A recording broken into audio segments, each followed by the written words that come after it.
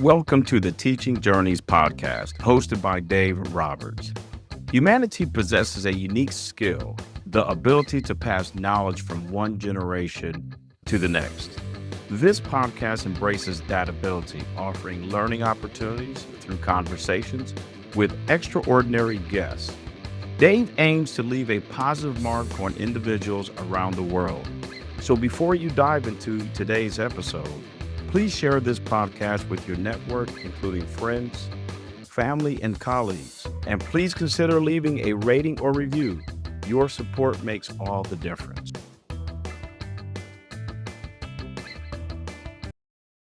Hi, everyone, and welcome to another episode of the Teaching Journeys podcast. I'm your host, Dave Roberts, and today it is my pleasure to have as my guest, Carrie Brody.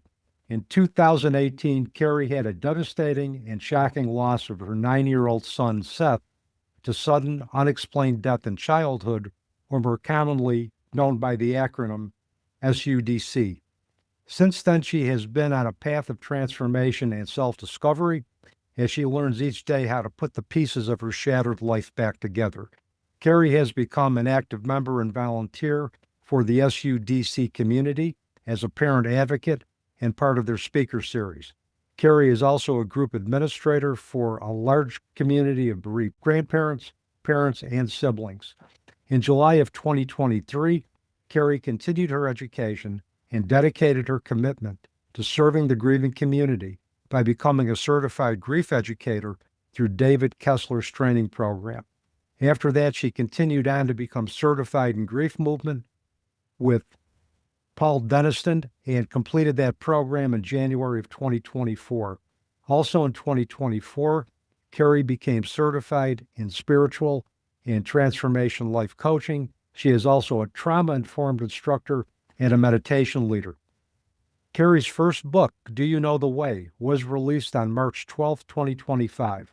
This is her authentic account of her healing journey, along with tips and tools along the way to navigate this unknown path. And with that, Carrie, welcome to the Teaching Journeys podcast. I've been looking forward to our conversation for a while now. Me too. Thank you so much, Dave, for having me here. It is such a pleasure to be able to speak with you today. Well, as I mentioned, it's a pleasure to have you. And we met through a mutual friend on the journey, Christina Napoleon, who is the author of The Positive Widow and has transcended her own life-altering challenges. And she had been a guest on my podcast. She introduced us thinking you would be a good fit for the podcast, and she was absolutely right, and that brings us to this point today. Yes, Christina and I worked together. We met in our grief educator program. She recommended your book to me, and it touched me so much. And then she connected us so we would be able to do a podcast episode, and a couple months later, here we are. So wonderful to be here. And one of the things we're going to be talking about is your book, among other topics. So, but my first question for you today is, please tell our audience about the experiences that have shaped your life path and your life passions. Oh, wow. I guess the saying that you never know where your life is going to take you is very true for me and for you. I kind of had a very, I'm not going to say easy, but smooth sailing, just the regular types of things in life, your regular ups and downs and stressful things with jobs, but basically kind of was coasting through. I was very happy in my life. I married my college sweetheart. I had a very close family growing up, lived in suburbia. So it was kind of like your whatever normal is, normal life. And then we had our 2 children and we were kind of going along as normal. And then because we had a sudden death of my son, Seth, nothing anticipatory or that we could prepare for. And basically just my life was shattered. The bombs dropped. He was fine in the morning. And then 6 hours later, I went into cardiac arrest and couldn't be resuscitated. So that life experience from what I had experienced before to then was totally life altering and life changing. And you can't be the same person after that. And that's why I deem it life 1 and life 2, because there's nothing the same about it. I can find little tidbits and I can paste them back together, but they don't look or feel the same at all. So this totally shook me up and cracked me open like it's supposed to. And I had to reinvent myself and figure out where I fit now in this world because I was just like a million pieces and they didn't come together at all. And I had to totally figure it out again. It was almost like even learning to walk or learning to speak. I didn't recognize myself at all, the person in the mirror or the words that I said. And as my connection grew with my son, I also changed tremendously. So this was totally life transforming and life changing. There's very, very few things that I recognize from before that I experience now. Yeah, and my life prior to my daughter Janine's transition is a lot different, was a lot different than it Mhm. is now. And I mean, like you, if you asked me who the person I was prior to her death, I couldn't even begin to tell you. Mhm. That person is far, far back in the rearview mirror. And the pieces don't fit together quite the same anymore. But if they did fit together the same, I wouldn't be sitting here talking to you, or I No. would not have found peace and acceptance while still honoring the grieving process after 22 plus years. And you're right, there's no life experience that could even prepare you for the prospect of bearing a child. No. And it's just something that we have to avail ourselves of support. We have to, be willing to put out our beliefs on the table and take a look at what stays, what goes, and what gets expanded on. But one of the things that is true, that if we are doing the work, we come out different after the whole process of grief. Yes, totally. Someone very early on who is a bereaved mom and a grief coach told me that we have to mourn the loss of our old self as well as the person that we love. And that really stuck with me because it was a double grieving process because that person doesn't exist anymore. And the person that you love is no longer here in the physical with you. So you can't exist in the same way or relate to the world the same way. It's like you have to relearn everything and recreate yourself and how you're going to be in this new life that you didn't want, that changed without your permission.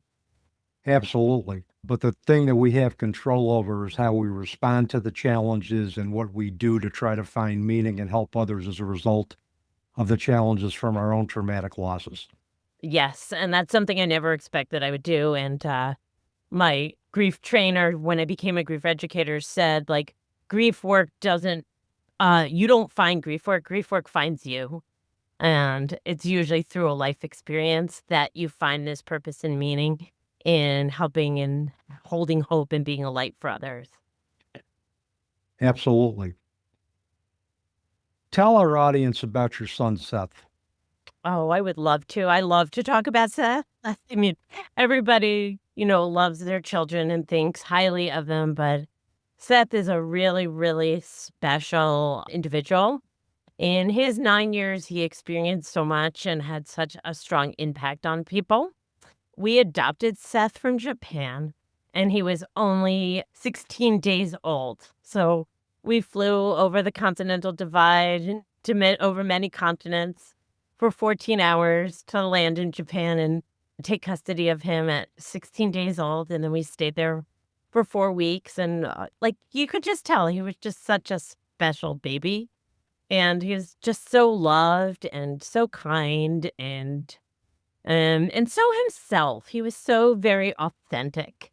Would just tell you like it is, but he was a kid, so he was fully kid, but he's just so intelligent. He was intelligent beyond his years, gifted in math and science, and people just liked him. And his shortcomings, he made fun of himself. So I think that endeared people to him. And even very young children, at his celebration of life, a child a little younger than him came up and said, when I started at a new school and I didn't know anyone, Seth came over and sat and ate lunch next to me. He and his friends had already said they were going to have their own podcast. So being here on your podcast is just amazing. And they were going to start their own company and they were going to do gaming and they were going to turn it into a career. So he had all these dreams and aspirations, and I try to live out as many of them as I can for him. Yeah, he was just like dynamic, and that's why so many people still remember him and talk about him, and we write his name in the sand all over the world. And he was an adrenaline junkie, and he traveled as much as we could take him and went on a helicopter ride above the Grand Canyon, and loved his friends, and just was an amazing, amazing person, and still is, because I have a very deep connection with him in spirit, like I know you do with Janine. And I know that he's doing amazing things, and his influence on me and his friends on this earth from across the veil is just unbelievable, the impact in such a short time. Well, it sounds like he's an amazing young man. And like you, I always speak of my daughter in the present tense because they are still with us. They're just in a different dimension. Mm-hmm. And we can connect with the spirit of our loved ones anytime we so choose, that they are very much a part of their lives, and the best parts of them are integrated into the best parts of us. So moving forward, that's how I believe, we effectively deal with grief, is by keeping them close to us, but also making them a part of everything that we do. Absolutely. I don't know how I would exist without those beliefs and that connection that I have with him. It will never, ever replace him being here, but I have to go for the next best thing to be able to survive and have meaning in my life. And I always speak of him in the present because the present is where he is. I stay in the present moment because the past, we have a lot of good memories, but the past is not here. And the future brings more pain. I've suffered enough, so I like to stay here in the present, right where he is, and I can connect with him. He's all around. He's not far away. No, they never are. I mean, really, Mm-mm. I think Morris Schwartz put it best, that the distance between life and death is not as great as we think. No. Well, thank you for sharing a bit about your son, Seth. He sounds like an amazing young man, and I am glad he is a part of your life. And if he's a part of your life, he's a part of every other life that you are going to touch. Thank you. You know what that means, Dave. Absolutely. Now, during our introductory call, and you explained that Seth transitioned from sudden unexpected death in childhood. What is it exactly, and how frequently does this condition manifest in the general population? You know, when it happens to you and then you are surrounded by a lot of people, it seems like it's really common. But of course, it is not. It's known as the SIDS of older children. Most go to sleep and then never wake up. But for some, like Seth, 30% manifest in their waking hours. It's not very common, but it seems to be on the rise. And they think there is a genetic component. The SUDC Foundation does so much work doing research. And there are some parents with younger children that did have a video camera. So they did actually videotape what happened to their child either during a nap or overnight. So they are finding more and more links. But what's really interesting is, of all the families that we have in our organization, there's never been the occurrence of SUDC twice in the same family, even though it's really, really believed that there is a genetic link to it. But it's a very, very recessive gene. And because we adopted Seth, we have no way to know if that gene was present in his birth family, because it could even be a gene that is way, way back. And then it only manifests in not that many. They say it is 1 in 4,000 of children under 4. So the older you get, the more unusual it is. But also, I don't think it's well documented or reported, because when this happened to us, and then they say we have no idea why, and then you do further testing, like if I wasn't active on social media and I didn't keep sharing in multiple bereaved parent groups what happened, I may have never found out that SUDC exists, because I never heard of it. My husband never heard of it. Everybody that I know that is in the SUDC now, they never heard of it. before it happened to them. So it's really spreading it through word of mouth to get the awareness out there. And March is SUDC Awareness Month, which is also Seth's birthday and also one of the reasons that I published my book in March to raise awareness for SUDC. The title of your book is Do You Know the Way? Mhm. So tell our audience, one, how you got the title for your book, Oh, yes. what the book is about, how Seth inspired the project, and what you want readers to take away from it, not necessarily in that order. Definitely. It was probably, I've always loved to write, and I've expressed myself through writing, through journals, probably from the time I'm very young and I could write. I wrote in a diary. So I've always loved to write, and people said to me way in the beginning, you're going to probably write a book. And I said, no, I would never write a book. I'm too upset to write a book. I'm too private to write a book. I made up all the excuses in the world. It would make me too vulnerable. Nobody would read it. And then it must have been about 2 or 3 years ago, a medium that I'm very close friends with told me, I really see you writing a book and you and Seth are going to write it together. And I'm like, nope, discredit it. And then I am a big meditator, and I was sitting on my meditation cushion on February 14th, Valentine's Day, which is a sad day. I don't know why, but I guess because I always showered my children with love on Valentine's Day. Seth still has the hearts on his door that I put one for each day of February, and I always bought them gifts and cupcakes. And so I was feeling kind of sad, and I did my sitting in the power, and then I connected with him, and he told me 1 year, almost before it published, that we were writing a book together and we were starting now. And I tried to tell him no, but when he's persistent with something, forget it. The first time it's an idea, and then when I don't listen with a nudge, I get a push, and then I get a shove.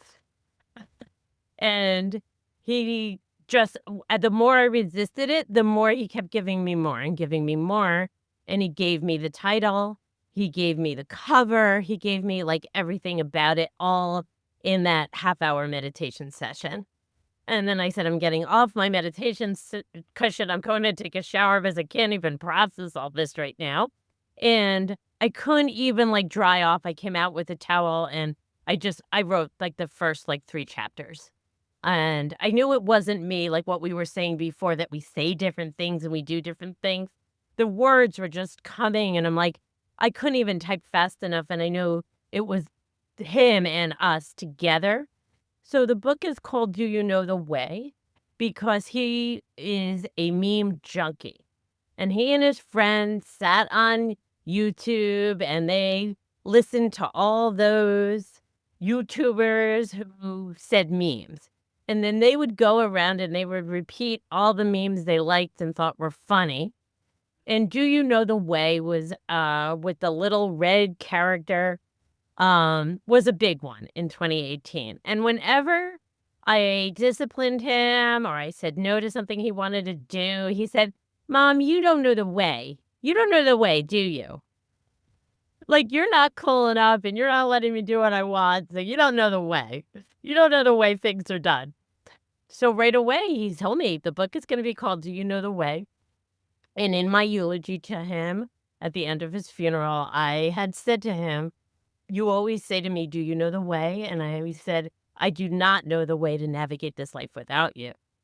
And I hadn't even remembered that I said that until that moment when he told me the book had to be called Do You Know the Way? And then it just seemed so perfect, Dave. I wouldn't be able to call it anything else. We don't know the way as bereaved parents. I had no idea what the way was. I didn't know anything. I didn't know if I would ever find my way. And then it is navigating the who, what, why, where, when, and how of this grief journey. I mean, everybody has grief in their life, and it doesn't even have to be death of a loved one. There's grief in everything. There's so much grief in the world, grief for different things. And people have said to me that it is a life skills book with a lot of lightness and a lot of bit of a 9-year-old in it. It has a way cool healing tip at the end. And I don't know about you, but I had a lot of trouble reading in the beginning, and sometimes I still do. A book like yours, a book that I really relate to and has a lot of spirituality in it, I can get through pretty quickly. But other books, even if they were just fun, light reading, I couldn't get through them. So this book is laid out in very easy paragraphs. You don't have to read it in order. You could just pick it up and it would make sense. And it also has bulleted tips. So if you can't read a paragraph, you could go right to the bottom and just get the gist of what it's about. And then someone else told me it's actually a book about love. It's a book about love, a love of a mother and a son, and a relationship. And when something severs that relationship in the physical, how you pick up the pieces. And so it's not your typical grief guide that says you do this, this, this, and then you're done, because that's definitely not what the grief journey is for me. It is a lifelong healing journey. There is no finish line. And this keeps going and going. So that's what I wanted to express in my book. And then at the end, it talks about our love and my meditation practice and my gratitude practice. And those are life skills that anybody can use. I wanted it to be able to touch a large population and have something that everybody could relate to and put a bookmark in. Yeah, I mean, there's no such thing as a typical grief journey. Grief is Yeah. going to look different for everybody. For you, obviously, you have a strong connection with Seth, and obviously, he was your co-author for this book, and he made his presence very well known. There have been other books that I know have been channeled. One in particular that I know was The Afterlife of Billy Fingers by Annie Kagan. Yeah. One of my favorite books on the love that afterlife, book. if not my favorite book Yeah. on the afterlife, where her brother Billy communicated with her from the afterlife, and together they wrote a book.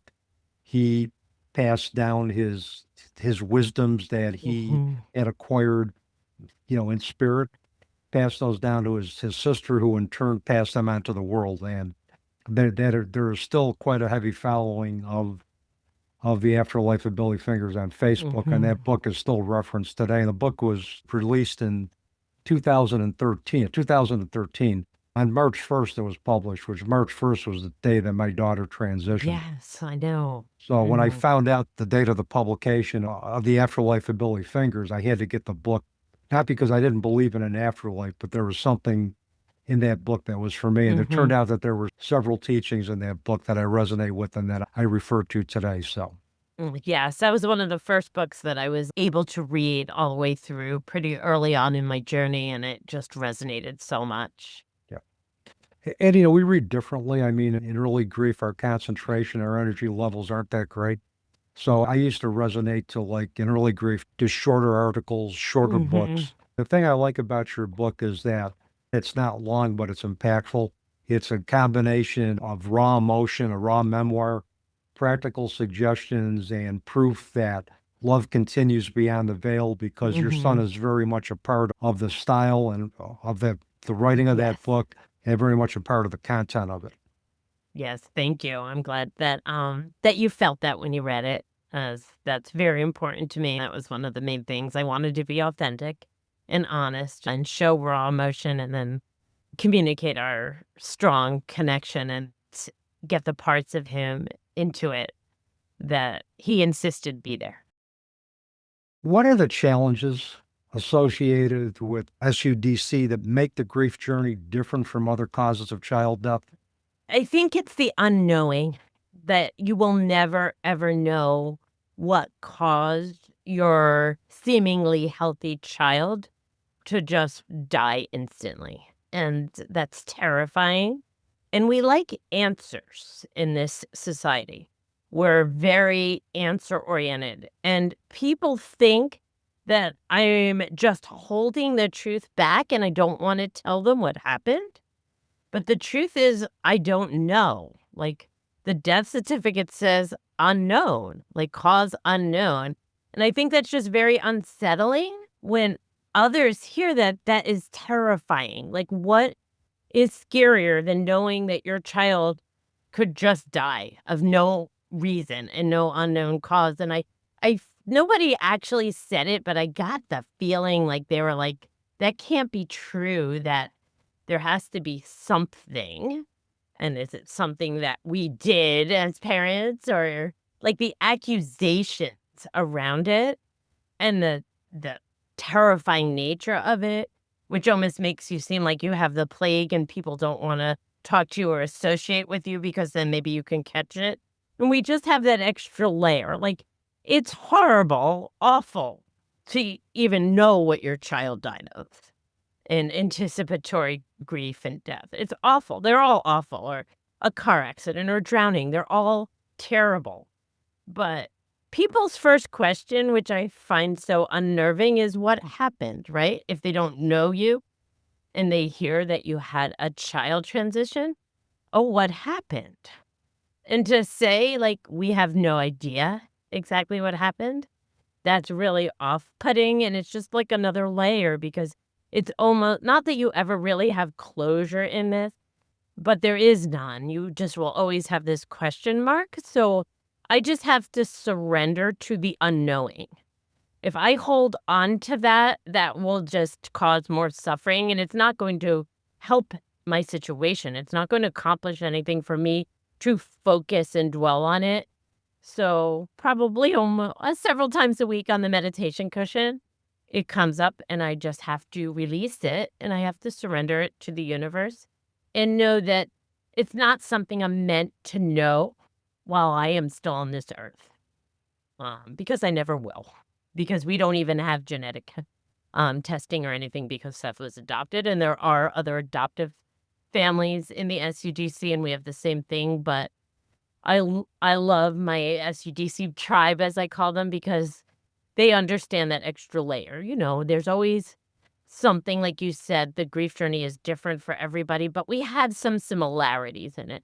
The pain we feel, no matter how our child transitioned, is pretty universal. And then I have this bond with people that also have that unknowing, that just will never know, and we need to figure out how to be okay with that, to exist on this world, in this world, and also explain that to other people, that we just don't know and it's okay. Sometimes we learn that it's okay in life to live with certain ambiguities, certain unanswered questions, because no matter how hard you try to find an answer to any question regarding why someone transitioned or passed away or walked on, as the Native Americans will call it, or died, and however we conceptualize death, the only answer that we are going to accept is that somebody coming down from the great beyond, Yeah. whether it's God or Creator, saying, look, we made a mistake. We're going to give you your life back. And that's not going to happen. So what we're faced with is a reality of not so much why it happened, but what are we going to do now that it's happened? Exactly. Exactly. And how do you go on from there and move forward with the information and knowledge that you have? So I use my power that I can raise awareness. I can give money for research, and I can support other people going through the same thing, especially in the beginning of their journey when it's so difficult. Exactly. Now, I know you've talked a lot about meditation as being something that has been very key for you in your own grief journey. Talk a little bit about that. How has meditation benefited you in grief? How can it benefit others in grief who choose to incorporate a meditation practice into their toolbox? Yes, I think I say this in my book. It's one of the tools that probably saved my life. Of course, it's how I connect most deeply with Seth. I do get signs and messages and synchronicities when I'm not in a meditative state, but I get my deepest messages and connections when I'm in that total sense and state of relaxation and presence. And it brings me to a place of peace and stillness and connection. And I especially love it in like the dark. When I wake up really early and my house is silent and I just light a candle, it just brings me some peace and calm and ease. Since COVID hit, 16 months after Seth transitioned, I was able to really profoundly practice meditation. So I didn't only have the 10 or 15 minutes before you would go to work or something like that, and then maybe before you go to bed.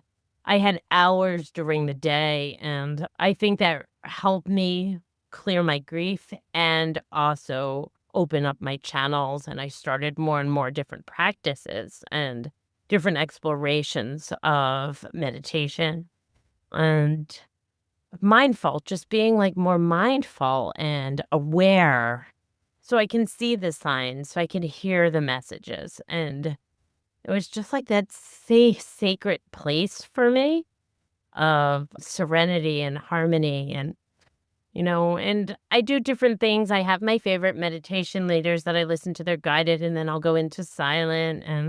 But some days I'll just do sound healing, and other days I'll do breathwork meditations. And it's just become like a way of life for me. It's like brushing your teeth. And I don't know what I would do without it, because it's just my place, my place that I can go and connect with Seth and my mom, who's also in spirit, and just be with no judgment and no expectations and no to-do lists. I just let all that go, all those questions, all the what ifs. If something's bothering me, I can go deeper. And I just found it such a way to help my healing that I can do myself and take, because I think as bereaved parents, we lose control. We feel like we've lost control of our life and our world.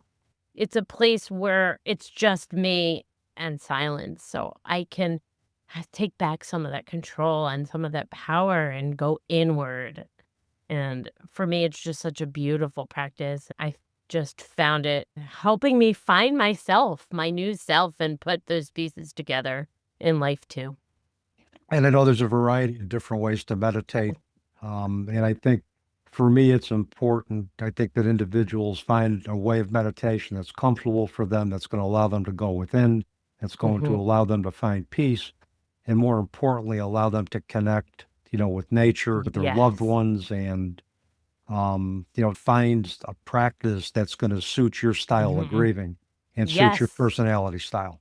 And some people believe that you have to sit cross-legged on a cushion and be quiet, and that's not what meditation is. And people discount it and say, I can't do it. But there's walking meditations, there's open eye meditations, there's breath work, there's sound healing. Or like you said, you could just go out in nature and just breathe and look at the trees and listen. And it's just so revealing to me. And Well, and the physical and mental health effects of meditation have been documented. It reduces stress, it reduces anxiety, and for individuals who make it a regular practice, it can actually increase longevity. So there's a variety of different benefits to meditative practices. But again, it all depends on which practice is going to be suited to our particular style of relating to the world. But with meditation, Yes. there's something for everybody. Exactly, I find that. You're also certified in grief movement, and Mhm. you're a chakra flow guide as well too. Tell us a little bit about what grief Yes. movement and chakra flow is, and Sure. how has this informed your bereavement support with parents? Yes, it's something that helped me so much. Like I mentioned, in 2020, we were pretty new in the grief journey, and people tended to be incredibly generous and give away a lot of things for free because it was kind of a collective suffering. We were all locked in our homes and isolated. So people started to offer programs that they never offered before on Zoom and bring communities together, and did a lot of free ones. I had done a lot of healing classes, one-on-one therapy. I was at mediumship classes and all types of things, but I still, at 16 months, was feeling really, really stuck. And I felt it in my body. So I got an email across the screen, and it said, join us for grief yoga, grief movement for bereaved parents. And it's free. What do I have to lose? Nothing. I'm not going to. I found that most of the things I did, even if they didn't resonate or really help, I didn't come out any worse, and I may have met somebody on this journey that I connected with. So I said, I have absolutely nothing to lose. I'm going to try it. So I went to the 45-minute free class. I laid out my yoga mat. I said, whatever it is, it is. And Dave, let me tell you, it was one of the most cathartic things I had ever done. I felt that heaviness and that like lump in my chest and in my throat just relieve. And then I started paying for it. I started doing every class. And the teacher was so non-judgmental and open that he said, if you need to lay in child's pose the whole time on your yoga mat and cry, go right ahead. This is an invitational practice. You do you, you do what you need to do. You have your camera on, you have your camera off. So I took everything that was offered, and it's amazing. Like you were just talking about meditation, like the physical that we hold on to in our body from our grief and all the crying, we don't even realize it. So to be able to release it through breath movement and sound was just so incredibly freeing. During my grief educator training program, they had guest speakers that would come in, and the person that developed grief yoga came in and said that he was offering a grief movement program for non-certified yoga teachers that you could do from a chair and you could basically teach anybody. And that just resonated with me. And I'm like, it's something different that I can vouch for that really, really helped me. And I can teach it and incorporate it into my grief coaching program. And that's what I do with Christina, because we're both grief educators. I do the grief movement portion with her groups, and it's just so wonderful. And I just want to share that with as many people. And if it resonates and I can give them more tools in their toolbox, all the power to us, right? The more tools we have, the better. Keep what resonates, throw out what doesn't, keep for later what you might need for later. And it's something I would have never known. I'm so glad, Seth, that I didn't delete that email because, we go through and we say, nope, nope, nope. And I said yes. When we say yes to healing and something inside us tells us to, it's usually can turn out to be a really, really good thing. And then with the same teacher, I took a chakra flow leader class. And it's just, again, a different approach maybe for some people that believe in that and that resonates, that the energy systems in our body, and to keep them balanced and regulated, we can do different exercises, different movements, and different types of breath and different meditation to stay aligned and focused. Just another little approach, a little tweak on the same thing that resonates with some people. People that do Reiki and reflexology, and that helps them to have their chakras aligned, has energy centers in our body. It gives them a really warm and fuzzy, good feeling to something they can relate to. So it's something I believe very strongly in, like my meditation and my gratitude practice, to really help that it's a mind, body, spirit all together, and moving our body makes us feel really, really good. Yeah, I think movement is therapeutic because we hold a lot of grief. We hold a lot of trauma in our bodies. And I think the more that we can do some movement can be healing, can be therapeutic, and it Yes. gets the tension that we experience in our bodies because of our trauma. Makes that, I think, more manageable. So I'm does. a firm believer that we do hold grief in our bodies, and anything that we can do to get it out of our bodies and, make the trauma more manageable from a physical standpoint, I think is going to be key to us continuing to move forward with renewed purpose in our journey. So Definitely. What's so great about this is you can do it from a chair if you have some mobility issues. If you want to lay down and be on your yoga mat on the floor, you can adapt it to that if you want to stand up. And also identifying where you hold grief in your body or stress. It also helps you identify that, so then you can work and focus on that area. absolutely. Carrie, one of my last questions for you today. is if you could leave our listeners with just one takeaway today, what would that be? Oh, wow. There's so many, but what I always say to people is be open. Like, be open to meditation, be open to grief movement. There's a lot of things out there that you can do to help yourself, being open to healing, not being closed off, because at first I thought I was going to be really closed off and never do anything, and that I was destined to a life of misery and suffering. I think that is what we automatically think when we're first in that shock and trauma. But like I always say to my clients, if you're open, like if you're open to read my book, open to read your book, open to try new things, open to the tools, there is so much out there that you can use to help yourself to find meaning. Being open to the spirit world, not being afraid, just being open to your loved ones. They want to talk to you. They are there. You have that ability. You don't have to be a medium. You don't need any special ability. If you are open, they'll come and you can do it. And you can survive and find purpose and meaning and love. Love is what leads the way. Absolutely. And if love leads the way, we will find out that we do know the way. So speaking. Exactly. That's how I find my way every single day with Seth. We move forward with them, not leaving them behind. We're not moving on without them. I always use the word with.